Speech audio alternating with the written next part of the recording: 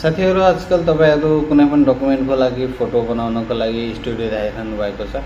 अब धाउनु पर्दैन। अहिलेको नयाँ जमानामा टेक्निकल जमाना आइसकेको छ।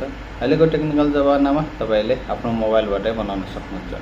अब आफ्नै मोबाइलबाट कसरी बनाउने म तपाईहरुलाई सिकाउँछु यो भिडियोमा हेर्नु है त।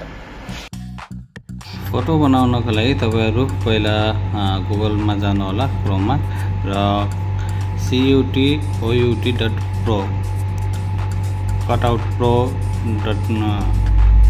वेबसाइट सर्च गर्नु होला। त्यसपछि यहाँ तपाईले यस्तो फेस देख्न सक्नुहुन्छ। त्यसपछि थोरै स्क्रल डाउन तल गर्नु होला।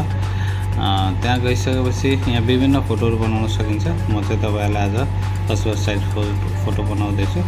पासपोर्ट फोटोमा गएर यहाँ फोटो अपलोड गर्नु होला। जस्तै मैले एउटा फोटो क्लिक गरेको छु यहाँ बसेको र त्यो फोटो अपलोड गरिसकेपछि यसले अटोमेटिक फोटो जेनेरेट गरेर दिनेछ। तपाई देख्न सक्नुहुन्छ 1 सेकेन्डमा तपाईको फोटो रेडी भएको छ। र तपाईले चाहिँ यहाँ आफ्नो हिसाबले कुन कन्ट्रीको हो त्यो कन्ट्रीको पासपोर्ट साइज फोटो चुज गर्न सक्नुहुन्छ। अब म एउटा र्यान्डमली कन्ट्री सिलेक्ट गर्दै छु। जस्तै एउटा कन्ट्रीको र यहाँ सिंगल बनाउने कि तपाईले 3-4 कपी बनाउने कि कति कपी बनाउने तपाईले यहाँ सिलेक्ट गर्न सक्नुहुन्छ। म चाहिँ तपाईलाई सिंगल बनाएर देखाउँछु। जस्तै इन्डिभिजुअल सिंगलमा क्लिक गर्नु होला र डाउन गर्नु होला र तपाईको फोटो रेडी भएको छ।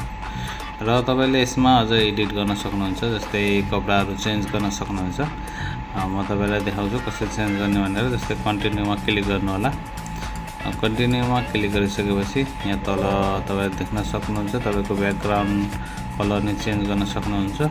म चाहिँ व्हाइट नै राख्छु र यहाँ तपाई जस्तै चेन्ज गर्न कपडा चेन्ज गर्न सक्नुहुन्छ। म सर्ट चेन्ज गरेर देखाउँछु। ओके लेट्स सी हेर्नुस् त अब सर्ट चेन्ज भइसकेको छ। यहाँ तपाईलाई कोटहरु पनि छ। तपाईले म त्यो पनि चेन्ज गरेर देखाउँछु। ओके यसरी चेन्ज भइसकेको छ र डाउन गरेर यसलाई डाउनलोड गर्नु होला। अब तपाईको रेडी भयो passport size photo. Let's see हेरौँ हामीले 1 मिनेटमै हाम्रो फोटो प्रोफेसनल फोटो तयार गर्न सक्छौं। तपाईलाई कस्तो भिडियो लाग्यो कमेन्ट गर्नु होला, लाइक गर्न नभुल्नु होला र च्यानललाई सब्स्क्राइब गर्नु होला जसले म तपाईलाई यस्तै टेक्निकल भिडियोहरु अपलोड गर्नेछु। Thank you.